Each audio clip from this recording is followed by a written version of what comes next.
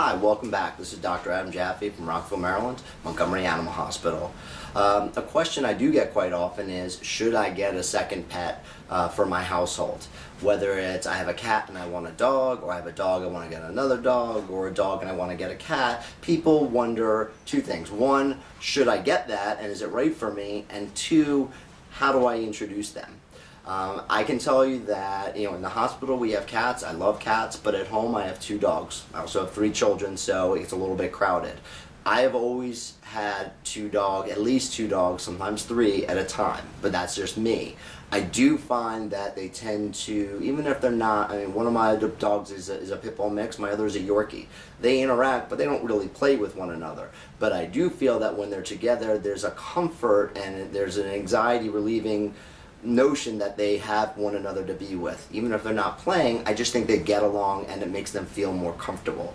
So do I think that you should have more than one? I tend to yes, but then again, if you live in a small apartment and all you can have is a cat or a small dog, well, that's okay. You're still giving them love and they're loving you, and you don't have to have 2.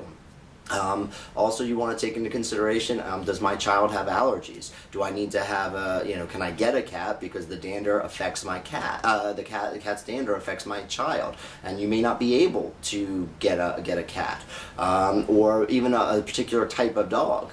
You could say, I love golden retrievers, but my child is allergic. Well, they shed a lot, and that's not necessarily the breed you're going to want to get. Maybe you're going to want to get a poodle or a labradoodle or something else. So, as a general rule, yes, I do feel that they're more comfortable together and there is an ease that goes along with it, but maybe one pet is right for you. And if you have one pet and you're giving it love and they're giving you back, then you're already making a difference.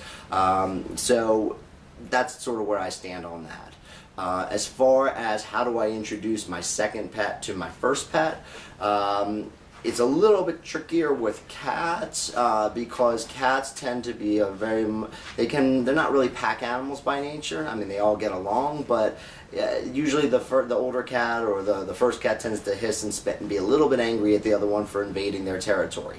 So you want to take it slowly. A lot of times what we'll do is I'll have you put one in one room and one outside the door of a door that they can't see each other, but they can hear each other and sort of sniff each other. Once they calm down, whether it's a couple of hours or a minute or 2, then the next thing I recommend is you let them see each other, but maybe have a baby gate so they can sniff and look and sort of smell each other, but there's no interaction.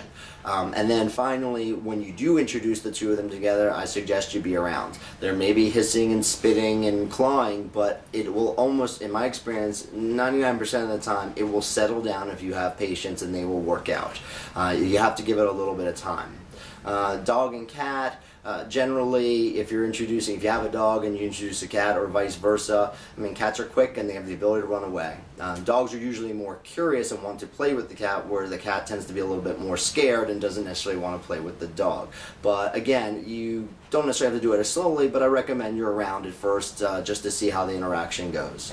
Lastly, if you have a dog and you're getting a second one, I actually think if you're getting it from a shelter or a rescue group, or even if you're getting it from a breeder, I think it's important that you take your first dog with you to see how they get along. It's not so much a male versus a male or a male versus a female, right, or those types of interaction. I think it's personality to personality. So if you take your dog with you to choose your next pet, I think a lot of times you'll see how they get along, and that will give you a decent indicator of whether or not it will work out. Anyway, this is Dr. Adam Jaffe from Montgomery Animal Hospital on Rockville Pike. Give us a call at the number below or visit us at our website. Thank you.